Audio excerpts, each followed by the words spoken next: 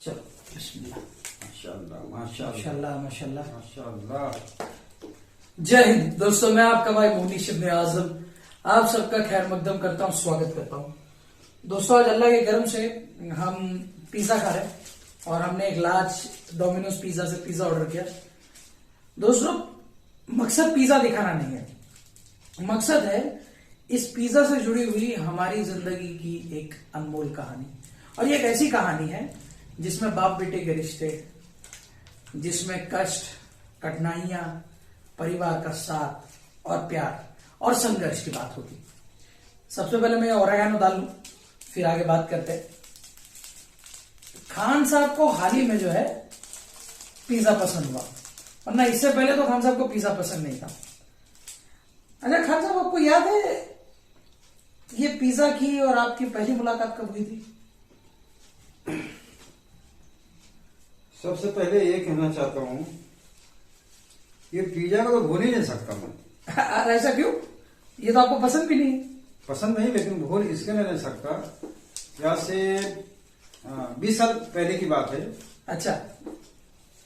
उस टाइम हमारा ऐसा था, जो बिजनेस था हमारा पेट बॉटल का, बहुत स्टार्ट हुआ था, जोरों शोरों में चल रहा था। अच्छा। जिसमें हमारे बच्चे, हमारी बीवी ने बहुत बड़ा योगदान दिया है, बहुत बड़ा सपोर्ट किया है। अच्छा। हम अपने बच्चों को और बीवी को सारे को लेके जाते थे। आप सुने हो मुंबई में कुर्ला टर्मिनल।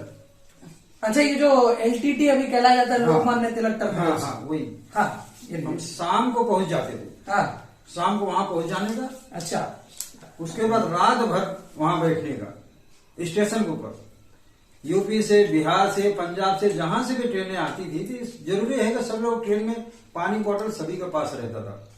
ये 98 की बात होगी। हाँ, सारे पानी बोतल फेंक देते थे या ट्रेन के पटरी के पास फेंका रहता है अंदर की तरफ। मेरे बच्चे देखते थे, मैं, मेरी बीवी, बच्चे सारे मिलके वो बोतल चुनते थे स्टेशन पे, और चुन के जमा करने का बोरियों में। वहां से फिर सुबह सुबह की 5 का लोकल ट्रेन में डाल के हम मालखुर्द, हम रहते थे उस टाइम पे, हम मालखुर्द में लेके आने का, वहां जमा करने का। जमा करने के बाद और उसके बाद मैं ले जाके वहां एक मंडाला करके इलाका है, वहां ही ज्यादा करके दिखता था। मुझे ये कहानी की जितनी याद है, क्योंकि मैं तकरीबन 10-12 साल के आसपास का था,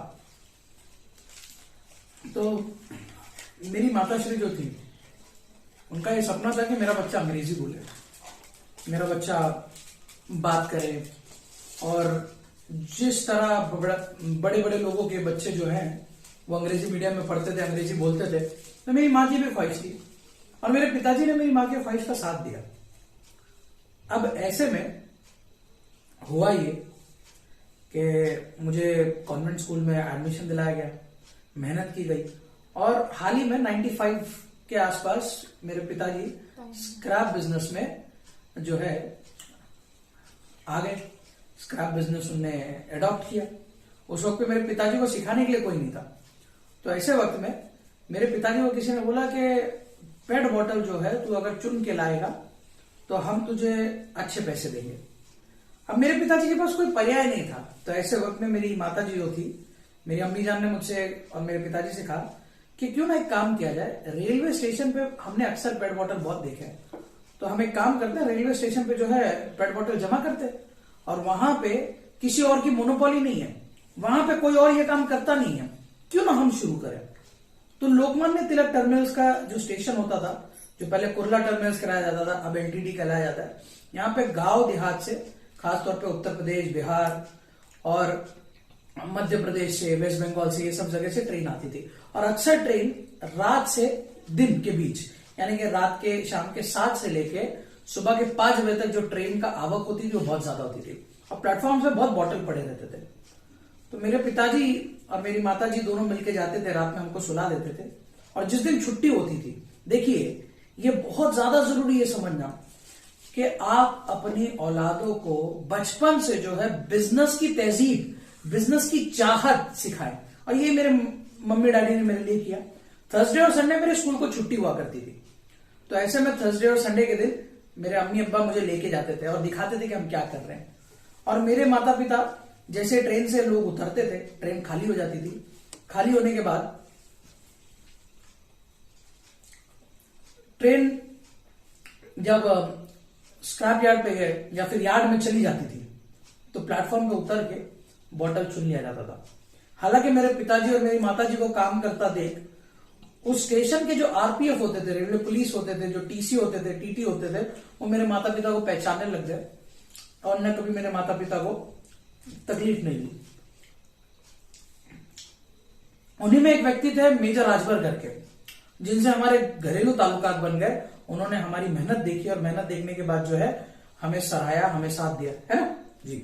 और धीरे धीरे धीरे जो है हमारी दोस्ती, मतलब हमारे पिताजी की और मेजर राजभर की दोस्ती बढ़ती गई।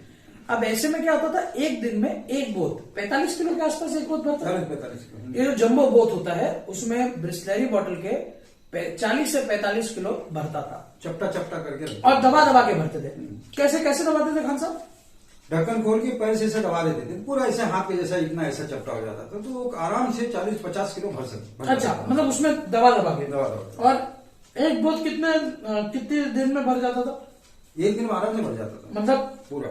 रात को जो आप रात जाते थे, रात ही में सुबह 5 बजे तक भर जाता था। कभी कभी एक बोत भर जाता था, कभी कभी दो बोत भर जाने का। अब वहां से खान साहब जो है रात में बोत भर के 5 बजे की पहली लोकल में लगेज कंपार्टमेंट, अगर जो लोग मुंबई से खासतौर पे ये वीडियो देख रहे हैं उन्हें पता होगा कि मुंबई में जो हर्बल लाइन की ट्रेन है और वहां पे जितनी भी लोकल ट्रेन है उसमें लगेज कंपार्टमेंट के दरवाजे बड़े होते हैं, बहुत बड़े दरवाजे होते हैं। आइए ना खान साहब, दरवाजे बहुत बड़े होते हैं और उसमें आप अच्छे से अच्छा सामान लेके जा सकते हैं। बीच में पोल नहीं होता है, खंबा नहीं होता है, तो आप बड़े से बड़ा बोत लेके जा सकते हैं। अब खान साहब बोत तो डाल देते थे और ऐसे में जैसे ही प्लेटफॉर्म के नजदीक ट्रेन आती थी, खान साहब जो है गोवंडी स्टेशन पे बहुत गिरा देते, क्योंकि हम वहां उस वक्त 98-99 में गोवंडी में रहते थे, तो ऐसे में वहां पे बहुत गिरा देते थे। और वहां पे एक कसाई की फैमिली रहती थी, कसाई जो गोश्त काटते हैं, उनके हमारे संबंध काफी अच्छे हो गए थे। तो उस कसाई मोहतरम ने, वो जो व्यक्ति थे, कसाई फैमिली थी, उन्होंने कहा कि आप लोग अपने सामान को यहां रख के जाओ, ये जिम्मेदारी हमारी, आपके सामान को कोई नहीं छुएगा। ऐसे करते जब 3-4 दिन में बहुत जमा हो जाते थे, जब 400-500 किलो माल रेडी हो जाता था, तब पिताजी जो है भाड़े पे क्या लेते थे आप खान साहब? हाथ गाड़ी। ये जो खींचे जाती है, इधर डाल के रस्सी डाल के ऐसा जो खींची जाती है, वो हाथ गाड़ी। अब वो हाथ गाड़ी लेके आप क्या करते थे? 20 रुपया उसका भाड़ा रहता था, लेके 4, 5, 6, 7 बोत उस पर रस्सी से बांध देते थे। हाँ। और मैं रस्सी पकड़ के पूरा खींच के मंडाला लेके जाता था। अच्छा, मंडाला जो है ये कहाँ पे आता है? ये कम से कम 15 किलोमीटर, 10 किलोमीटर मुंबई में आता है। मुंबई में मानपुर मंडाला एक अनऑफिशियल इंडस्ट्रियल एरिया है। यहाँ पे अच्छे से अच्छे बड़े दिग्गज आपको स्क्रैप के व्यापारी मिलेंगे। अब फिर वहां जाके आप क्या करते थे? वहां जाने के बाद जिस डीलर के पास बिकता था उसके पास बेचते थे। तो ये जिस दिन पिज्जा हम लिए नहीं थे, जिस दिन खाने की प्लानिंग बनाए थे, उस दिन हमारा 800 का बॉटल बिका था। बच्चे हमारे जीत किए, कहीं से देखे होंगे किसका। एक्चुअल में हम कॉन्वेंट स्कूल में पढ़े थे, तो वहां पे आपने अगर OLPS स्कूल का नाम सुना है चेंबूर में, तो वैसे कॉन्वेंट स्कूल में हम पढ़े थे, तो वहां पे सेलिब्रिटीज के बच्चे पढ़ते थे। हालांकि हमारी हैसियत नहीं थी, फिर भी अल्लाह के करम से मेरे माता पिता ने बड़ी कोशिश की और मुझे वहां पे एडमिशन दिलाई, इनका एहसान है। तो वहां पे मैंने एक बच्चे को देखा खाते हुए, और उसने पिज्जा की बड़ी जिक्र छेड़ी, और वो हाल ही में नया नया आया था मुंबई में, क्योंकि 96 में वो इंडिया में आया था, डोमिनोज पिज्जा। अब ऐसे में पिज्जा देखने के बाद मैंने मेरे पिताजी से कहा कि पिज्जा खिलाओ, और पिताजी को मात्र 800 रुपए मिले थे उस वक्त पे। 4 से 5 बोत, 4 से 5 दिन की मेहनत में 800 रुपए मिले थे, बेच के आके प्रॉफिट कमाया था। अब आगे की कहानी खान साहब आप बताए। तो 800 रुपए में बेचे। हाँ। बच्चे बोले पापा पिज्जा खाने का, हम बोला चलो। वहां से रिक्शा किया, रिक्शा में बैठ के सीधा चले गए चेंबूर। चेंबूर में पिज्जा का ऑर्डर दिए, और पिज्जा का ऑर्डर उस टाइम हुआ था, मेरे को लगता है शायद 400 रुपया। मतलब आधी कमाई पिज्जा में चली गई। आधी कमाई पिज्जा में चली गई। और मेरे बच्चे परिवार सारे मिलके बैठ के खाए, लेकिन वो यादगार पिज्जा था। मुझे तो पसंद नहीं है, लेकिन बच्चों के साथ आज मैं पसंद करने लगा। जब पिज्जा खाता तो मेरे पुराने दिन याद आते। तो इस कहानी और ये पिज्जा दिखाने का मतलब और तात्पर्य सिर्फ इतना है कि अगर आप अपने परिवार के साथ मेहनत करते हो और जब पूरे परिवार की उम्मीद, यकीन, विश्वास और एकाग्रता जब एक साथ आती है ना, तब इंशाल्लाह बड़े से बड़ा पहाड़ आप तोड़ सकते हो, बड़े से बड़ी जंग आप जीत सकते हो। और ये जीतने के लिए आपके परिवार का सपोर्ट आपको चाहिए। और आप बचपन से ही अपने घर में बिजनेस को आम करें ताकि आपकी आने वाली नस्ल बिजनेस की दिलचस्पी ले। अगर स्क्रैप इंडस्ट्री में हम स्टेशन पे कचरा चुनते, स्टेशन पे बॉटल्स चुनते हुए आज एमएस ट्रेडर का इतना बड़ा साम्राज्य खड़ा कर सकते हैं, तो आप क्यों नहीं खड़ा कर सकते? यही बताने के लिए खान साहब के अनुरोध पे यह वीडियो बनाया गया है। खान साहब कुछ आखिरी चंद अल्फाज।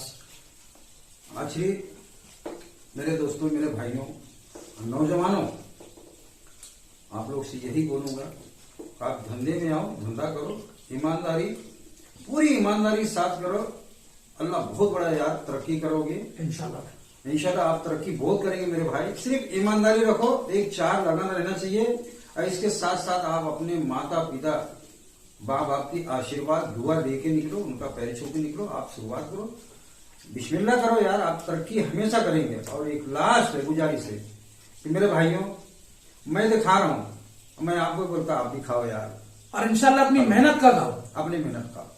और अगर हम खा सकते हैं तो आप भी खा सकते हैं, अगर हम कुछ हासिल कर सकते हैं तो आप भी कर सकते हैं। दोस्तों याद रखो, खुदा कचरे पैदा नहीं करता, और कचरे के भी दिन बदल जाते हैं, और आप कचरे के बिजनेस में कचरे से सोना बनाओगे। अगर आप मेहनत करना चाहोगे तो कामयाबी जरूर पाओगे। तो फिर से एक बार मेरे साथ दोहराएं, अगर देश से बेरोजगारी को है भगाना तो उद्योग को दिल से अपनाना। मैं आपका भाई मोनीश इब्ने आजम आपसे इजाजत चाहता हूं। अस्सलाम वालेकुम, जय हिंद, जय महाराष्ट्र।